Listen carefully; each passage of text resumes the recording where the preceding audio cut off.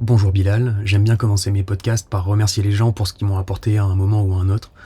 Donc merci pour tout ce que tu m'as appris et l'impact que tu as eu sur ma vie. J'aurais jamais pu être la personne que je suis aujourd'hui sans toi Bilal. Bonjour Bilal, et merci à toi aussi, j'ai l'impression que je te dois aussi beaucoup. Je te dois gratitude, bienveillance, respect, hydrophilie collective et étanchéité individuelle. Donc merci à toi aussi Bilal. Alors est-ce que tu peux te présenter en quelques mots? Qui suis-je? Je sais pas frère, mais si je devais me définir en quelques mots, je dirais que je suis une jeune femme autodidacte, non genrée mais chromosomée, qui essaye de faire des trucs, qui accepte les conditions générales de vente sans les lire et qui active les mises à jour automatiques sur son smartphone. Voilà. Waouh. Merci. Non, c'est toi, merci frère. D'accord.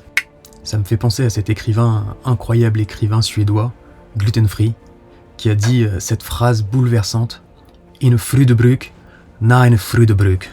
Waouh. Hey Grook. Alors, pour revenir sur ton parcours, tu voyages seul. Comment tu gères la solitude? Est-ce que tu la ressens? Est-ce que c'est pesant pour toi? Quel est ton ressenti par rapport à ça? Écoute, pour être totalement honnête, je me sens jamais seul. Je suis mon meilleur ami, j'ai les meilleures discussions avec moi-même et je me nourris de ces dialogues internes entre moi et moi, quoi. Et je suis pas le seul à être comme ça, regarde le nombre de personnes qui ont plein d'idées sous la douche. C'est bien parce que sous la douche, ils sont seuls, avec eux-mêmes, sans distraction. Tout nus.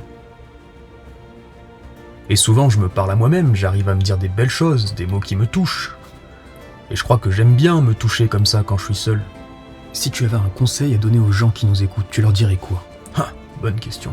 Je dirais que des fois, malgré le fait de se sentir seul, faut pas oublier que se reconnecter à soi, c'est aussi se reconnecter aux autres. Donc, fermez les yeux, respirez, faites le vide, et prenez le temps de vous toucher. C'est important, ça fait du bien. C'est bon. Merci à toi Bilal d'avoir accepté l'invitation. Je rappelle qu'on peut retrouver ton livre Touche pas à mon pote, touche-toi toi-même aux éditions Second Degré ou de Force. Merci. Merci beau gosse.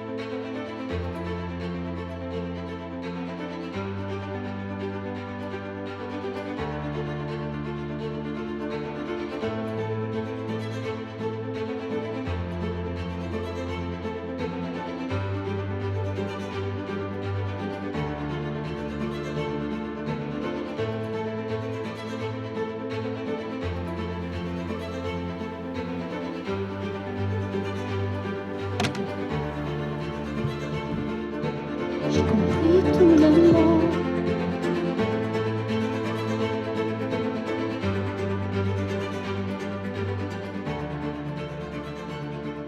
Petite fourmi sur l'objectif. J'ai pas beaucoup filmé la semaine dernière parce que j'étais posé à un spot trop bien. Donc sur une petite crique, là il y avait la plage, il y avait quelques van lifers.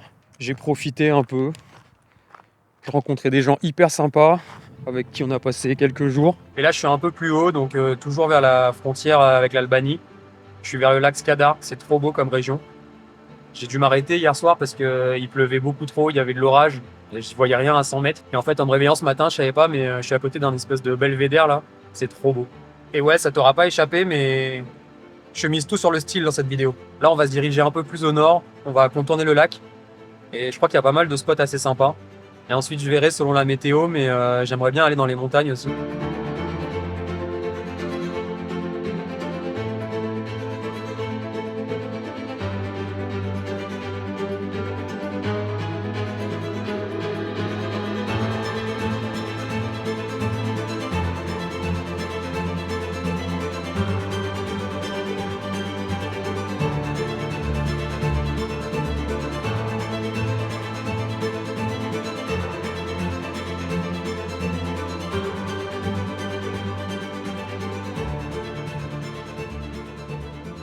Bon, on va essayer de se diriger vers les montagnes là. J'ai regardé la météo, apparemment elle est bonne. J'espère que là-haut c'est pas trop dégueulasse.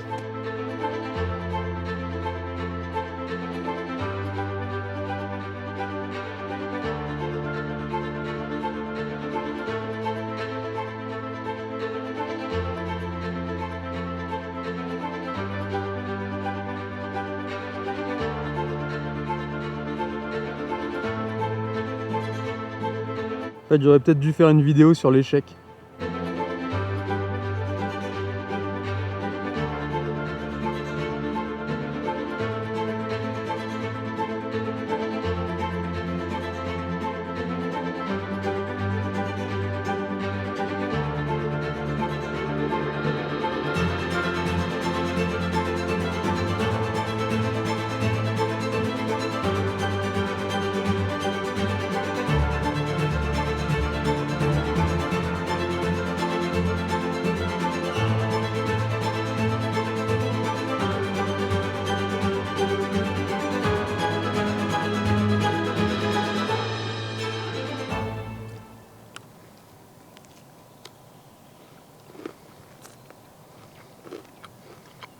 Franchement, le petit réveil comme ça, là, c'est juste parfait. Il n'y a pas un bruit. J'entends les oiseaux et la neige qui fond. Je suis trop bien. On va essayer de monter un peu. Je pense qu'il doit y avoir un bon point de vue là-haut. J'ai regardé sur Google Maps, il y en a à peu près pour 2 heures de marche. Ça devrait le faire.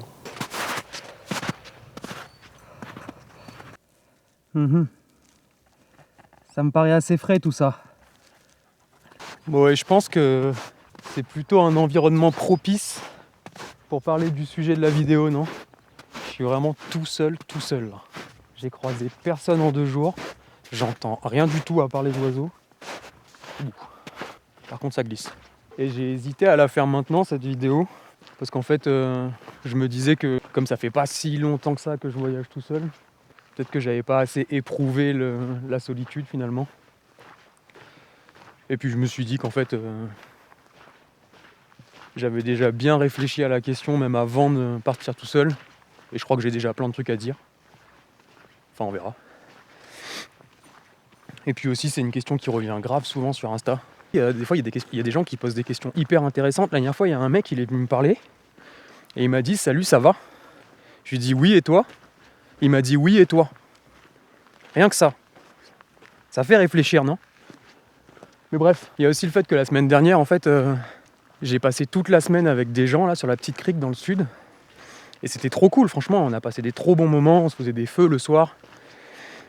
On a discuté un peu de tout, même de sujets hyper profonds. Donc c'était vraiment cool. Et le fait d'être là tout seul, perdu là tout là-haut, bah, j'ai les deux côtés du voyage solo en fait, et c'est assez frais dans ma tête. Donc je pense que c'est le parfait timing pour aborder le sujet. Et juste avant de commencer, je veux juste préciser que faut surtout pas prendre cette vidéo pour une espèce de méthode ou une vérité absolue. Enfin, c'est pas du tout le sujet quoi. C'est juste le résultat de mon expérience à moi, de mes pensées, de mes lectures, enfin bref, de tout plein de trucs que moi je mets en lien à un moment pour essayer de raisonner dessus. Mais ce genre de réflexion, ce genre de ressenti, ça dépend tellement de chaque personne et il y a tellement de paramètres internes, externes, bref, c'est pas du tout le sujet. Si à un moment ça peut te parler, bah tant mieux. Si ça te parle pas du tout, bah c'est pas très grave quoi. Et garde bien en tête qu'il y a quand même de fortes chances pour que dans 2 semaines, 1 mois, 1 an, même moi je sois plus vraiment d'accord avec tout ce que je vais dire là. Donc ah oui, et aussi, si tu commences à regarder la vidéo, ça serait cool que tu t'arrêtes pas en plein milieu. Limite, je préfère que tu t'arrêtes tout de suite maintenant et que tu n'écoutes pas la suite. Parce que tu vas voir qu'en fait, j'essaye de construire mon raisonnement sur une notion qui, à la base, pourrait paraître hyper fataliste et même plutôt angoissante. Mais c'est parce que, selon moi, c'est à cet endroit-là qu'il y a un truc hyper intéressant. Et que, selon moi, encore une fois, ben, ça fait pas de sens d'aborder ce sujet de la solitude sans intégrer justement ces notions-là. Donc ouais, je préférais que tu regardes pas du tout la vidéo plutôt que de stopper à un endroit où tu pourrais penser que, en fait, je suis dépressif. Pas du tout, c'est pas du tout le cas, hein. Je pense que je suis rempli de joie vraiment. Et c'est peut-être même en partie grâce à ça en fait. Putain, ça grimpe sec là. Soit ça, soit c'est vraiment mes capacités physiques qui sont sèches. Ah oui, et un dernier truc aussi, je suis désolé si à un moment je m'écarte plus ou moins du sujet. Je vais essayer de structurer quand même la vidéo, mais je me connais, je suis capable de partir à droite, à gauche. Notamment parce que je suis persuadé qu'il y a plein de trucs qui sont en lien. Donc voilà, tout ceci étant dit, on peut s'attaquer au sujet de la vidéo. J'espère que tu apprécies le panorama. Pour commencer rapidement, tu le sais peut-être déjà, mais la plupart des gens s'accordent à dire qu'il y a 2 types de solitude. Il y a la solitude qui est choisie et il y a la solitude qui est subie. Et d'ailleurs, nous, on n'a qu'un seul mot pour définir ces 2 notions, qui n'ont rien à voir, je pense. Mais les anglo-saxons ou les allemands même, ils ont 2 mots pour définir ces 2 notions. Typiquement, c'est solitude, pour celle qui est choisie, et loneliness pour celle qui est subie, pour le ressenti d'être seul. Et en fait, déjà, tu vois que celle qui est choisie, elle n'est pas perçue comme étant négative en fait. Elle est voulue, elle est recherchée, donc il n'y a pas toute cette notion de malaise par rapport à ça. Et même si dans certains cas, elle peut finir par devenir négative, dans la majorité des cas, je pense qu'elle est plutôt nourrissante. Et par exemple, cette solitude, c'est l'introverti qui lui va chercher à être seul, à rester seul pour recharger ses batteries. Ça peut être même, je sais pas, le musicien, le peintre, l'écrivain qui va rechercher cette solitude pour nourrir un peu sa créativité. Ou bien encore, ça peut être le cas de beaucoup d'entre nous, je pense. C'est une solitude qui va s'inscrire dans un projet, c'est-à-dire voyager et puis voyager seul, quoi. Il y a plein d'autres exemples, mais bon, je pense que tu as compris l'idée. Et pour la solitude qui est subie, par contre, là, c'est un petit peu plus complexe, le loneliness des Anglais, parce que c'est elle qui va procurer le sentiment négatif. Et selon moi, à l'intérieur de cette solitude-là, il y a encore deux types de solitude. Il y a celle que je pourrais appeler la solitude profonde, c'est-à-dire justement ce sentiment d'être seul, qui lui vient probablement d'un manque d'interaction à un moment ou à un autre, ou d'un manque de contact de qualité, j'en sais rien. Et il y a la solitude absolue. Et ça, on y reviendra, mais en gros, c'est le fait que, de base, on est seul. C'est notre état de base d'être seul. Et j'y reviendrai. Et donc, dès le début, là, tu vois qu'en fait, quand on parle de solitude, c'est vachement plus complexe que ça. C'est pas une seule notion. On peut pas parler de solitude, le sentiment puissant qu'on éprouve, là, si on n'aborde pas à un moment 3 points clés, selon moi. Le premier, c'est le fait d'être conscient qu'on va mourir. Je t'avais prévenu. Hein. Et si on peut juste prendre 2 secondes, là, pour réfléchir sur le fait que, dans le fond, on sait tous qu'on va mourir, mais on passe la quasi-totalité de notre vie à essayer de l'oublier, ce truc-là. C'est quand même particulier comme délire, moi, je trouve. Et je suis pas le premier à le penser, ça. Hein. Il y a un sacré paquet de gens qui l'ont étudié. Et d'ailleurs, c'est toute la partie sur le divertissement dans les pensées de Pascal. Mais bref, rien que ça prouve à quel point on n'est pas du tout rationnel comme bestiaux. Ensuite, le deuxième point clé, c'est justement ce dont je parlais tout à l'heure, c'est notre solitude absolue. Notre état de base, c'est d'être seul. Même si on est une espèce grégaire, sociable, notre état de base est d'être seul. On a besoin des autres, on a besoin de contact avec les autres, mais on est seul. Et le troisième point clé, selon moi, c'est la façon dont on va se construire en tant qu'être humain, individu, justement par rapport à ces 2 points précédents. Et du coup, ça entraîne une notion clé à la base de tout être humain, je crois. C'est la notion du sens de la vie. Quel sens on donne à notre vie? Et bien souvent, on se rend compte qu'en fait, le sens qu'on donne à notre vie, il est fonction justement du caractère bien conscient de notre finitude et du fait qu'on soit seul. Quand on y réfléchit vraiment, à chaque fois, c'est la même chose. Là, tu pourrais te dire que j'en fais un peu trop avec cette histoire de sens et de finitude et machin. Mais en vrai, je suis sûr que tu connais quelqu'un, ou tu connais quelqu'un qui a entendu une histoire du genre, c'est un couple de personnes âgées, et il y en a un des deux qui meurt, et alors que l'autre avait absolument aucun problème de santé, dans les semaines, voire les mois qui suivent, l'autre meurt aussi. Et je pense que ce genre d'histoire, ça nous dit beaucoup sur cette notion de solitude et sur l'effondrement du sens. Mais bon, bref, t'as compris que selon moi, on peut pas aborder ce sujet aussi profond sans intégrer une multitude de paramètres, et dont ces paramètres parfois plus ou moins conscients. Et en gros, je pense que ça peut s'expliquer, ça. Je peux pas rentrer dans tous les détails de mon raisonnement, parce que sinon la vidéo, elle durerait 3 heures, mais je vais quand même détailler un peu ce que je dis. Par exemple, pour le premier point sur cette notion de finitude, là. En fait, quand tu réfléchis, c'est hyper flippant. C'est-à-dire que d'arriver à se projeter qu'on va mourir. Mais c'est quand même hyper flippant. On est des bestiaux assez particuliers quand même. Je veux dire, je suis conscient de mon individualité, je sais qui je suis Bilal, et des Bilal comme moi, il n'y en a pas deux, je suis le seul. Bon, ok, mais du coup, j'ai aussi conscience que le temps passe, et j'arrive à me représenter le passé, en tant que souvenir, hein, dans mon imaginaire, mais j'arrive à me le représenter, j'arrive à l'imaginer, j'arrive à le repenser, ça peut même me procurer des émotions bien réelles, alors que le passé n'existe plus, entre guillemets, mais il existe bien là-dedans. Et je suis capable de revivre le passé à chaque fois que j'en ai envie. Rien que ça. Et si on va encore plus loin, je suis même capable d'imaginer des choses qui ne se sont pas encore produites. Je suis capable de penser au futur. Alors même si pour le futur, pour le coup, c'est un peu plus incertain, je suis quand même capable de me projeter dans des choses complètement imaginaires. Et du coup, si tu mets tout ça bout à bout, je suis capable de me projeter et je suis capable de savoir que moi, Bilal, en tant qu'individu unique, tout ce qui me représente, un jour, ça sera fini.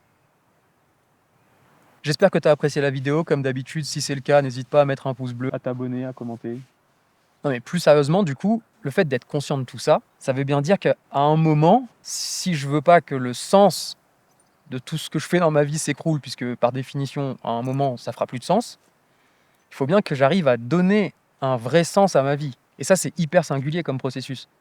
C'est-à-dire qu'il n'y a pas 2 personnes qui vont donner exactement le même sens à leur vie. Et bien souvent, en fait, le sens qu'on va donner à notre vie, c'est quelque chose qui va nous survivre. Bon, je suis d'accord que pour l'instant, on n'est pas dans de la gaieté absolue, mais je pense que c'est important quand même et il faut en être conscient. Et encore, pour l'instant, on n'est même pas encore dans mes théories fumeuses, hein. Ensuite, pour le deuxième point, et c'est là que c'est hyper intéressant, je trouve, c'est sur cette notion de solitude absolue.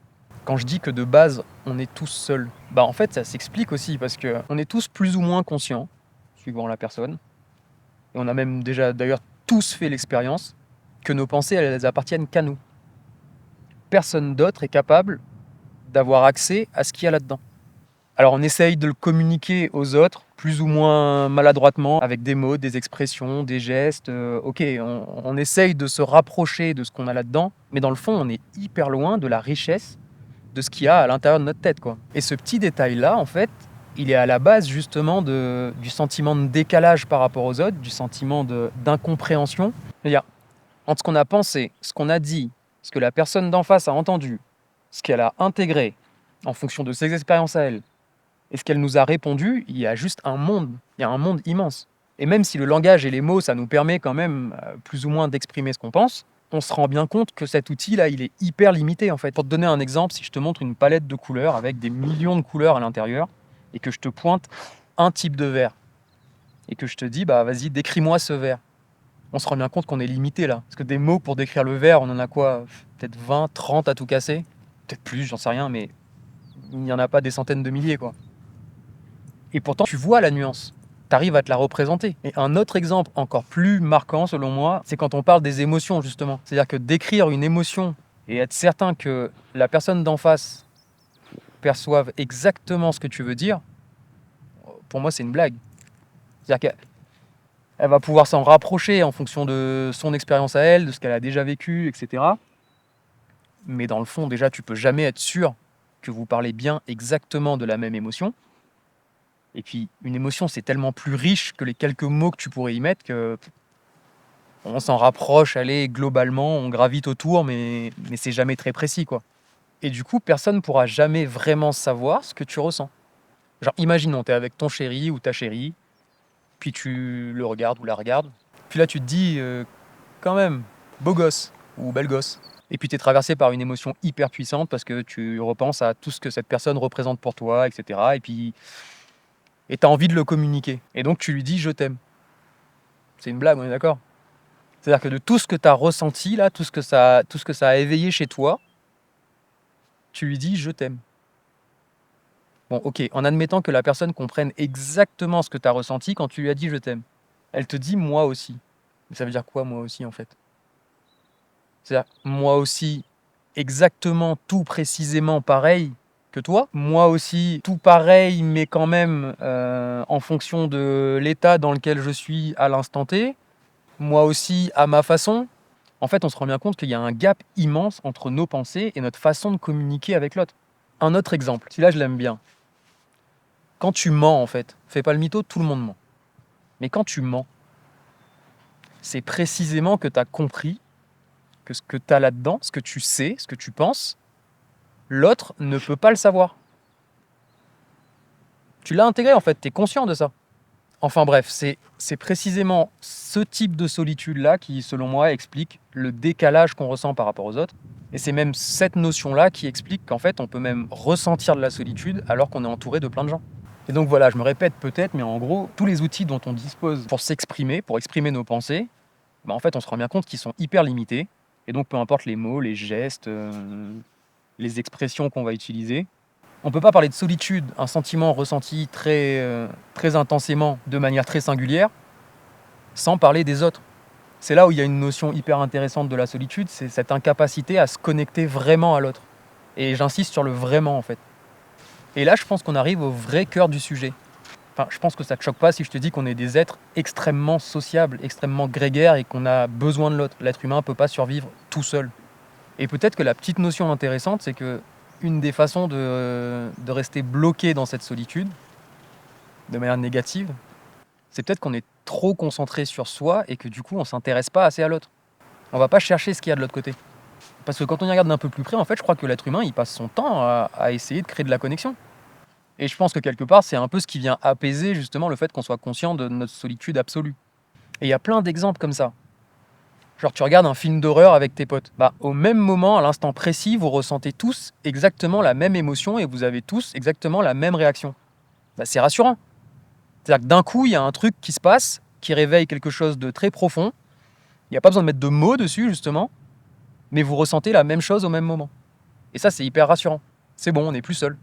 Et on peut même parler d'un match de foot, d'un spectacle, d'un concert même, où en fait, à un moment, dans un stade ou dans une salle, tout le monde ressent quasiment précisément la même émotion et à la même façon de l'exprimer. Et je pense que c'est plutôt ça qui nous plaît dans le divertissement. C'est pas tant le fait d'être diverti, c'est le fait de savoir que tout le monde ressent la même chose. Et même quand tu vas plus loin, si la France gagne la finale de la Coupe du Monde, en fait, on sait très bien, c'est documenté, mais t'as le moral du pays qui augmente dans les semaines qui suivent, même dans les mois qui suivent. Qu'est-ce qui explique ça? Est-ce que c'est juste le fait que la France ait gagné? L'équipe de France, 23 joueurs qu'on ne connaît pas personnellement? Ou est-ce que au contraire... Putain, il y a des aigles. Ou est-ce que au contraire, c'est le fait justement que à un instant T, tout le pays était dans une forme d'euphorie et partageait la même joie, le même sentiment profond? Je sais pas, en vrai, j'ai pas la réponse, mais peut-être qu'il y a un truc intéressant à aller voir de ce côté-là. Et c'est peut-être paradoxal, mais personnellement, moi, je ressens pas du tout la solitude, en fait, depuis que je voyage seul. C'est hyper paradoxal. Et peut-être que ça vient aussi du fait que j'ai un peu plus le temps de connecter avec les autres. Et puis pareil, en fait, ce délire de faire des vidéos. Il a jamais été question de faire des vidéos pour te dire « Ah, regarde comment c'est trop stylé, c'est trop cool ma vie ». Ça a jamais été le sujet. En fait, c'est plutôt l'idée de partager quelque chose, de transmettre un truc. Mais dans la même trempe, juste le fait de mettre un peu d'humour dans mes vidéos. Bon, ça marche ou ça marche pas, c'est que toi qui peux le dire. Mais le fait d'essayer de susciter justement un rire à un moment, c'est bien que j'essaye de transmettre quelque chose de vachement plus vrai que juste te montrer des images. En tout cas, c'est comme ça que moi je me l'explique, c'est que à travers ce que j'ai publié, si l'espace d'une demi-seconde, j'ai réussi à te faire littéralement oublier tout le reste parce que tu as eu une émotion hyper spontanée, et ben c'est quelque part, j'ai réussi à connecter à un moment avec toi, quoi, même si on se connaît pas personnellement. Et tu vois, ça me fait penser au Petit Prince de Saint-Exupéry. En fait, c'est dans un moment de solitude. Le mec, il s'est craché dans le désert, il est seul, il essaie de réparer son truc, là. Et là, le petit prince, il arrive et il lui dit « Dessine-moi un mouton ».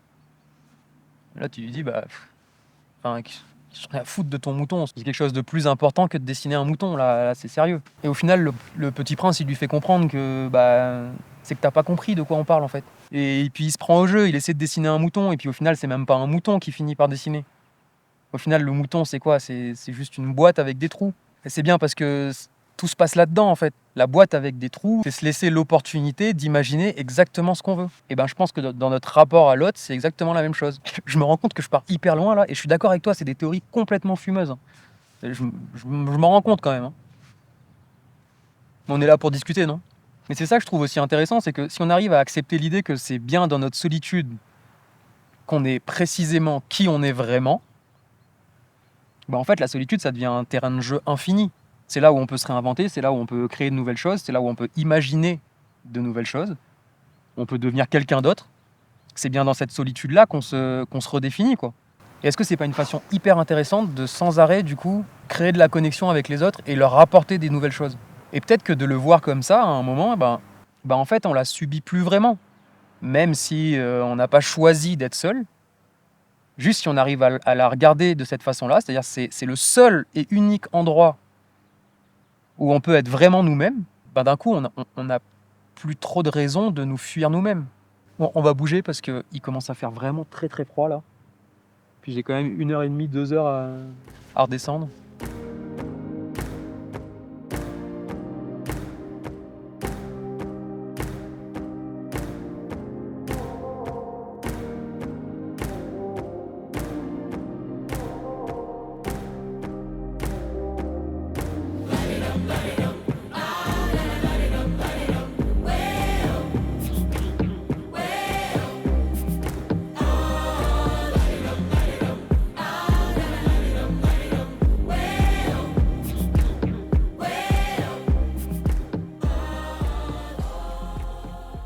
Juste une petite aparté. En fait, je me suis posé là il y a à peu près, 15-20 minutes avec Falco pour qu'on puisse boire de l'eau. Il y avait un endroit où on pouvait boire de l'eau.